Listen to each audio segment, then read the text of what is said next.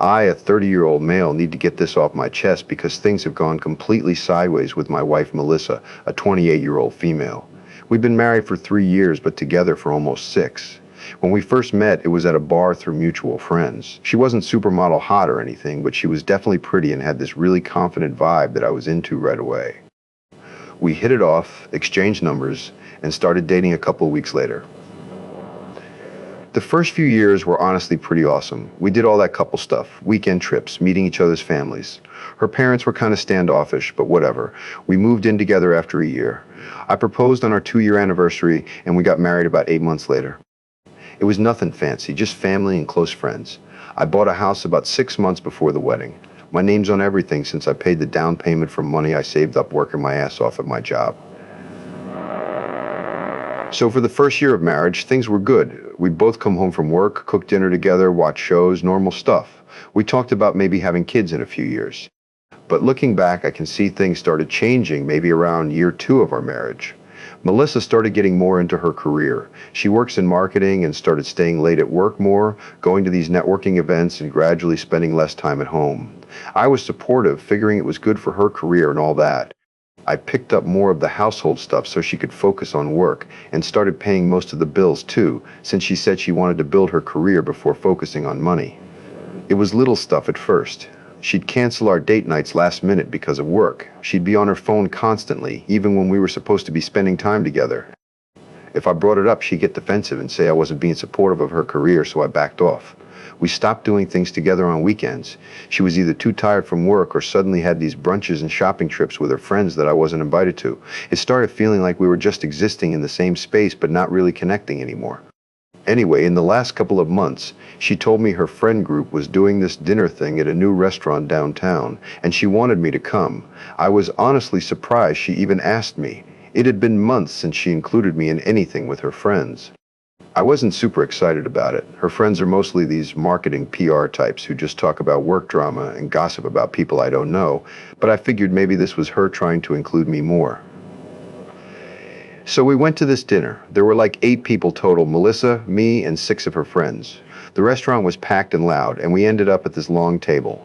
I was like 3 seats away from Melissa, sandwiched between her friend Taylor, who was talking to someone else the whole time, and some guy I'd never met before who was on his phone. I was basically just sitting there nursing my soda, not really part of any conversation. Nobody was talking to me or even acknowledging I existed. Pretty normal for these things, honestly. I'm used to being the invisible husband at this point. I was kind of zoning out, thinking about this project at work I needed to finish, when I heard Melissa's friend Caitlin ask, "So how's married life treating you these days?" That's when I tuned in to what Melissa was saying, and guys, I swear it felt like someone punched me in the stomach. Melissa laughed, not a happy laugh, but this dismissive snort, and said, "Oh please, he's just my roommate at this point. Just my roommate." I literally froze with my beer halfway to my mouth. I mean, who says that about their husband? And the way she said it wasn't joking at all.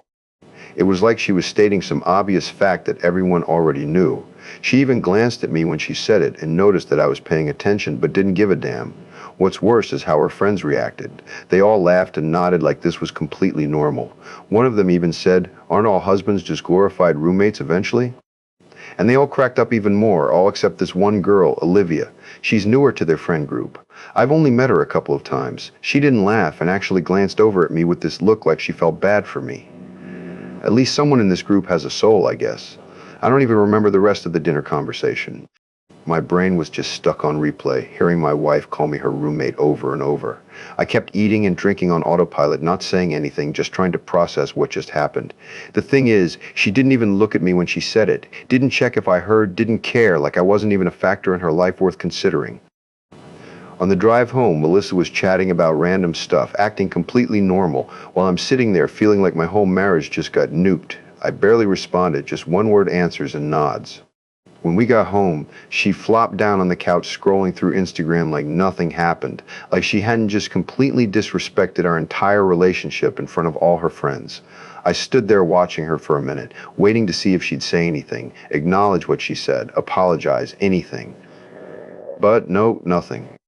That's when it hit me. Maybe this wasn't just a random comment. Maybe this is actually how she sees me. Just some guy who lives in the same house and pays the bills. Not her husband, not her partner, just her roommate. I couldn't hold it in anymore. So am I really just your roommate now? I asked, trying to keep my voice casual even though I felt anything but.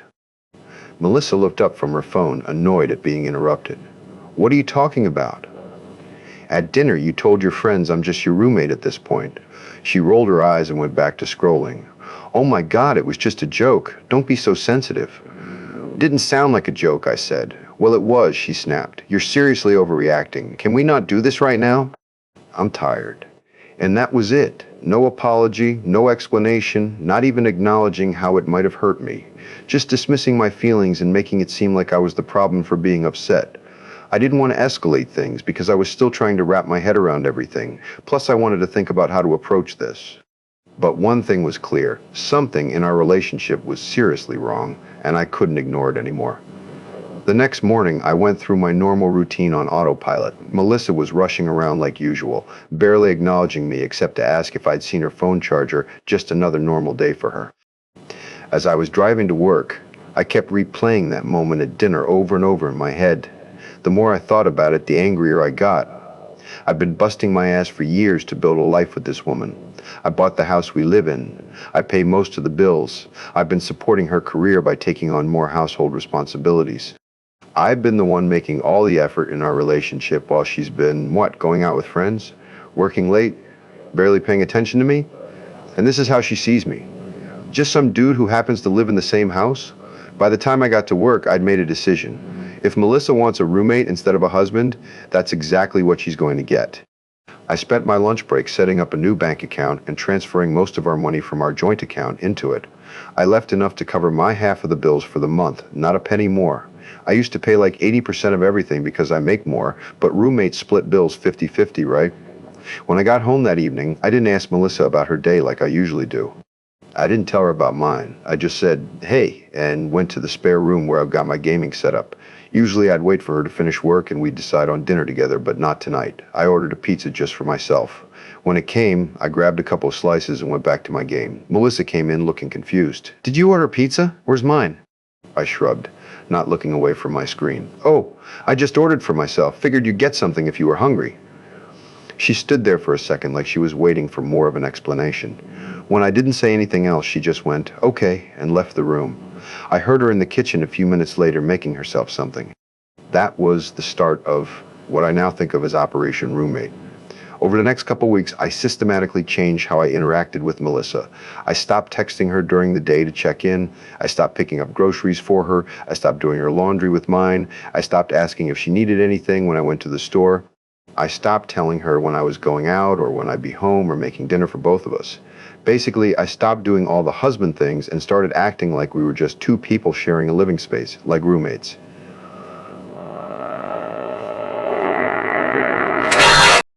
She was still going out a lot, still working late, still on her phone constantly when she was home. But after about a week, things started to change. She came home one night and opened the fridge, then turned to me with this annoyed look.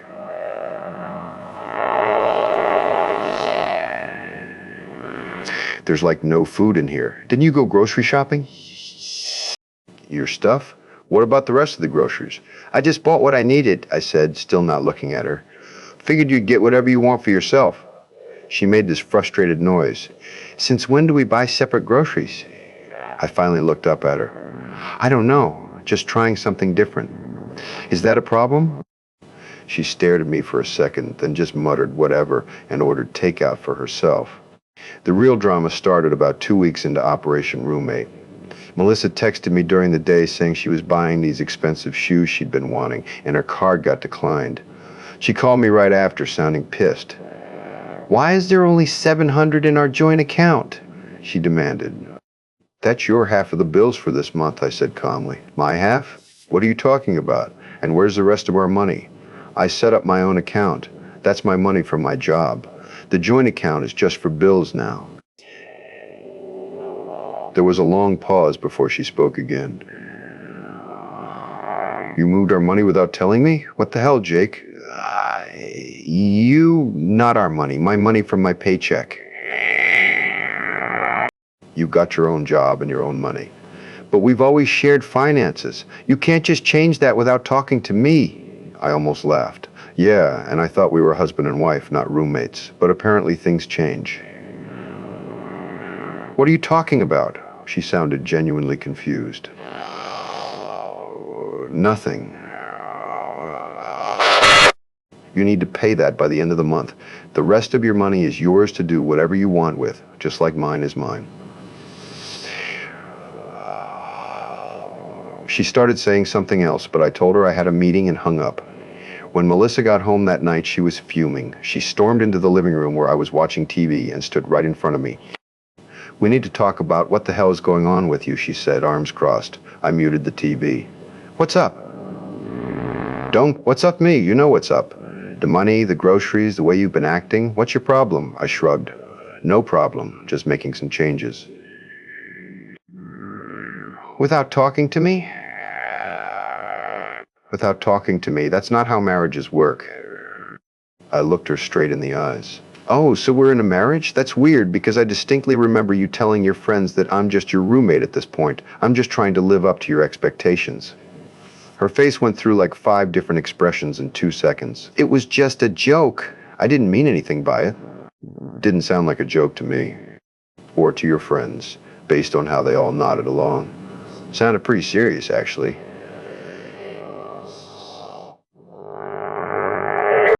Melissa's eyes narrowed. So this is what? Payback? Real mature, Jake. Not payback, just adjusting to our actual relationship status. Roommates don't share finances. They don't do each other's grocery shopping or laundry. They don't check in during the day. They live separate lives under the same roof. Isn't that what we're doing now?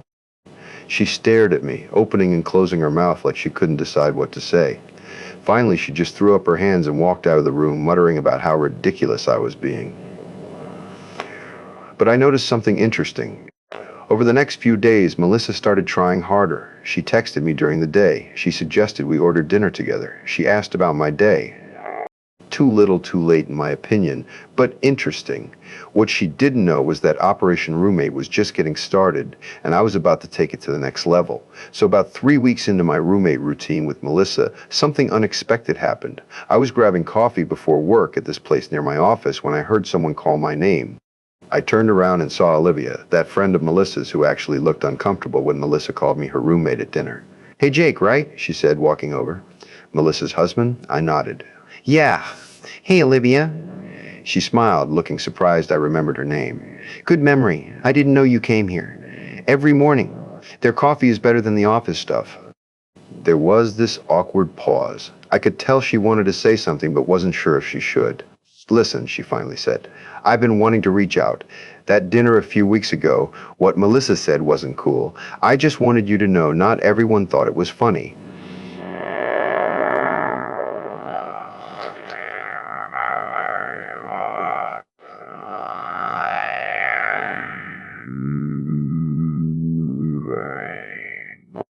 I mean, not that it's my business. I shrugged. We're figuring things out. No way was I dumping my marriage problems on someone I barely knew, even if she seemed nice.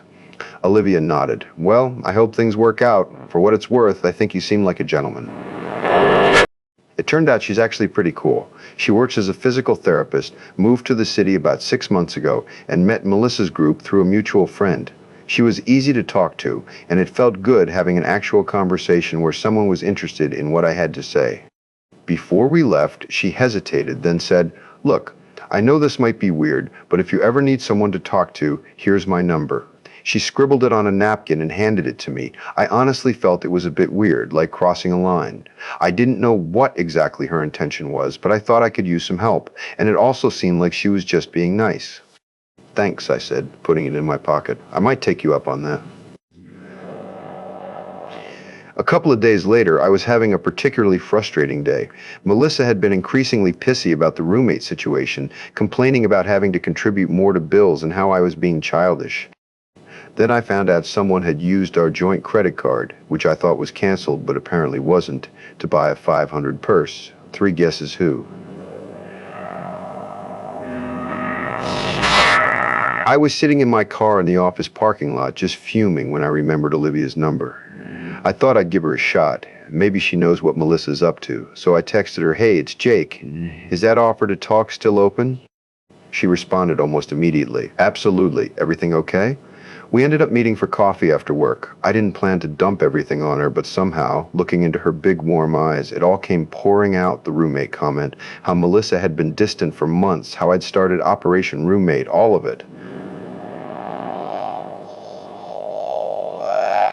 When I finished, she sighed. "I don't know Melissa super well, but from what I've seen in the group, she talks about you differently when you're not there." My stomach dropped. "How so?" Olivia looked uncomfortable. "She complains a lot. Says you're boring, that she feels stuck." Wow. Seriously. Before we left, she touched my arm. "Jake, you deserve someone who's proud to be with you, not someone who treats you like an inconvenience." That hit me hard because she was right. It was the first time I actually saw Olivia, not just as Melissa's friend, not just as someone who happened to be around, but as someone who noticed me, who saw the cracks before I even admitted they were there. We started texting after that, just casual stuff. How the day went, little annoyances, inside jokes. Like for the first time in a long time, I wasn't just talking to fill dead air. Someone actually wanted to hear what I had to say. No sighs, no eye rolls, just a real conversation with someone who actually gave a damn. And man, I didn't realize how much I missed that until I had it again. Melissa didn't even notice, of course. She was too wrapped up in her own world, still going out several nights a week with friends from work and coming home late smelling like cologne that definitely wasn't mine. I wasn't stupid. I knew where this was headed, but I needed proof before I made my next move. Now let me get this clear. I'm not normally the suspicious type. Really, I'm not. I've been cheated on before in college and promised myself I wouldn't be that paranoid boyfriend checking phones and stuff. But there's a difference between being paranoid and just connecting obvious dots. Melissa was showing all the classic signs: staying out late, being secretive with her phone, sudden new work friends I never met, getting all dressed up for office meetings, plus that cologne smell. I mean, come on, I needed to know for sure, though. First, I tried the direct approach. "So who's this new work friend you've been hanging out with so much?" Melissa barely looked up from her phone. "What? Oh, just people from the marketing team, no one interesting. Seems like you're with them a lot lately." She rolled her eyes. "What, are you monitoring my schedule now? I thought we were just roommates." She made air quotes with her fingers. "Just making conversation," I said, walking away. Clearly the direct approach wasn't going to work. So I made a decision that some people might judge me for, but whatever. I bought an AirTag. If you don't know what that is, it's this little tracking device Apple makes. You're supposed to use it for finding your keys or luggage, but people use them for other stuff too. I waited for a morning when Melissa was still sleeping. Her car keys were on the counter like always. I quickly took them, slipped the AirTag into this little pocket in her car's center console where she keeps spare change and receipts, and put the keys back. The whole thing took maybe 30 seconds. That same day, Melissa texted saying she'd be working late again and not to wait up. Around 6:30 p.m., I opened the Find My app on my phone and checked the AirTag location. It showed her car was on the move.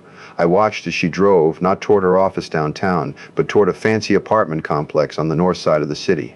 Her car stopped there at 6:45 p.m. My heart was pounding. Maybe there really was a work thing there. But deep down, I knew. For the next 3 days, I tracked her movements. The pattern was obvious. Tuesday, she told me she was having dinner with coworkers. Her car went to the same apartment complex from 7:00 p.m. to 11:00 p.m. Thursday, she said she had a client meeting. Her car was at the apartment complex from 6:03 p.m. to almost midnight. I texted Olivia during all this, not telling her what I was doing exactly, just venting about Melissa's obvious lies. Olivia was supportive but cautious.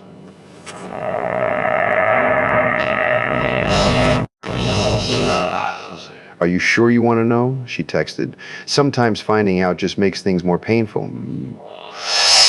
I decided to take the final step the next Tuesday when Melissa said she had another late meeting. I told her I was going to grab drinks with some guys from work and wouldn't be home until late. Total lie, obviously.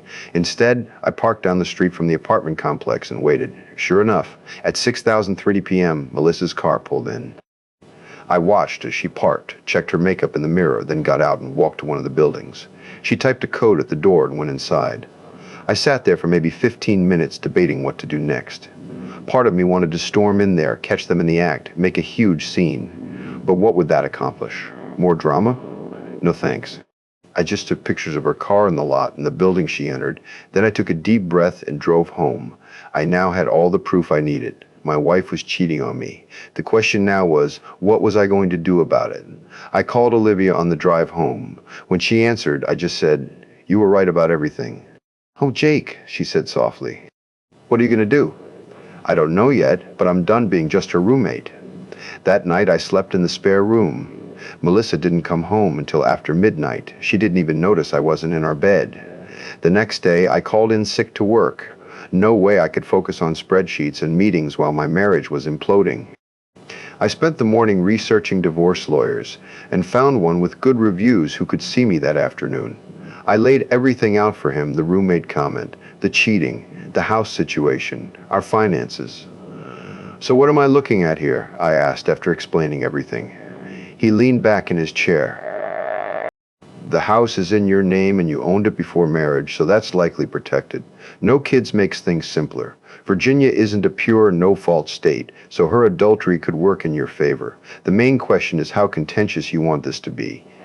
I thought about it. I don't want drama, I just want out. Smart man. The ones who want revenge end up paying me a lot more money. He gave me this knowing smile. "Let's draft the paperwork. In the meantime, document everything, her absences, evidence of the affair, financial records, and don't tell her you're filing until we're ready." I paid his retainer and left feeling lighter somehow, like I was finally taking control of the situation. When I got home, I had a text from Olivia asking how I was doing. I suggested meeting for coffee, and she agreed. We met at this quiet little place a few towns over where Melissa's friends wouldn't see us. She looked worried when she saw me. "You look exhausted." "Haven't been sleeping much." I stirred my coffee absently. "I met with a divorce lawyer today." Her eyes widened. "Wow, that was fast." Once I knew for sure about the cheating, it wasn't a hard decision. Our marriage has been dead for months. She nodded. "I get it, but it's still a big step." Olivia reached across the table and squeezed my hand. Just a quick supportive gesture, but it felt more genuine than any touch I'd had from Melissa in months. "What happens now?" she asked. "I'm gathering evidence. Then I serve her and ask her to move out. She's not going to like that." I shrugged. Tough. She should have thought about that before cheating on me. We talked for almost 2 hours, not just about the divorce, but about everything. Our jobs, families, favorite movies, travel stories. It was so easy talking to Olivia. No feeling judged, just two people genuinely interested in what the other had to say. When we finally said goodbye, she hugged me. "You're going to be okay, Jake. Better than okay." For the first time in weeks, I actually believed that. Over the next few days, I kept gathering evidence. I took screenshots of our bank statement showing I'd paid for everything, downloaded records of Melissa's credit card charges, fancy restaurants I never went to, hotel charges on nights she was supposedly with friends, backed up the AirTag location history, and put it all in a folder for Richard, my lawyer. Meanwhile, Melissa was completely oblivious. She kept up her routine of coming home late, barely talking to me, and spending weekends out with friends. The audacity of it all just strengthened my resolve. At that point, Olivia and I texted daily. Nothing inappropriate, I wasn't going to be a cheater, but we were definitely getting closer. She told me about her past relationships, her difficult family. I opened up about stuff I hadn't told anyone in years. She made me laugh when I didn't think I could. I thought it was nice having someone supportive through all this. A week after seeing the lawyer, the divorce papers were ready. The lawyer advised serving Melissa when she wasn't expecting it, preferably with a witness present. "You want someone there who can verify how it went down," he explained, "especially if she gets emotional or makes threats." Friday came faster than I expected. I spent the morning going over the plan with the lawyer, making sure I knew exactly what to say and how to handle different scenarios. He gave me the divorce papers in a manila envelope that felt way too light for something so serious. Olivia texted me throughout the day with encouraging messages. "You can do this." Simple stuff, but it helped. We agreed to meet at a coffee shop near my house at 6:30 p.m. Melissa usually got home around 7:30 on Fridays when she wasn't going straight to her church place. The plan was for Olivia to come over around 6,000. Then we'd wait for Melissa together. We sat there for a bit, not really drinking our coffees, just killing time. At 6,025, we headed to my house. Olivia's car was way nicer than I expected, some luxury SUV that must have cost a fortune. We walked into the house, and for a second I hesitated. It felt weird having Olivia here, Melissa's old friend, in our space. Except it wasn't our space anymore, and Olivia wasn't really Melissa's friend anymore either. I gave her a quick tour, pointing out random things just to fill the silence. She smiled, that small, knowing smile she had. "You don't have to give me the real estate agent walkthrough, Jake. I'm just here for moral support." I chuckled, rubbing the back of my neck. "Yeah, I guess I'm just not used to, someone actually wanting to be here." She tilted her head at that, like she was reading between the lines. Then, as we stopped in the living room, she suddenly reached out and straightened my shirt collar, smoothing it down with this small touch like it was the most natural thing in the world. I froze, but the way she did it, so familiar, so casual, it made my stomach tighten. It had been so long since someone touched me with care instead of obligation. "There," she murmured, her fingers lingering for just a second too long before she stepped back. "You're all set." I swallowed, trying to ignore the heat creeping up my neck. Thanks." She just grinned, plopping onto the couch like she'd always belonged there. "Anytime." And just like that, I started seeing Olivia in a way I never had before. Around 7:10, I heard the sound of Melissa's car in the driveway. Olivia and I were settled in the living room, the divorce papers laid neatly on the coffee table, waiting. Everything was in place. The front door opened and Melissa walked in, cool as always. She took a few steps before she noticed us, then froze. Her gaze snapped from me to Olivia, then back again. She asked, her tone already defensive. "Why is she here?" I stood up. "We need to talk, Melissa." Her expression darkened as she looked at Olivia again. "Why is she here for that? This is our house." "She's here as a witness," I said, picking up the envelope, letting her feel the weight of the moment before handing it over. Melissa's arms crossed. I held the papers out to her. "I'm filing for divorce." The way her face dropped, it was priceless, like her brain short-circuited, scrambling for a response. "Divorce," she echoed. Then, as if grasping at straws, she scoffed. She let out a laugh, sharp and forced. "That's ridiculous. I'm not cheating on you." "Don't," I said, cutting through her performance.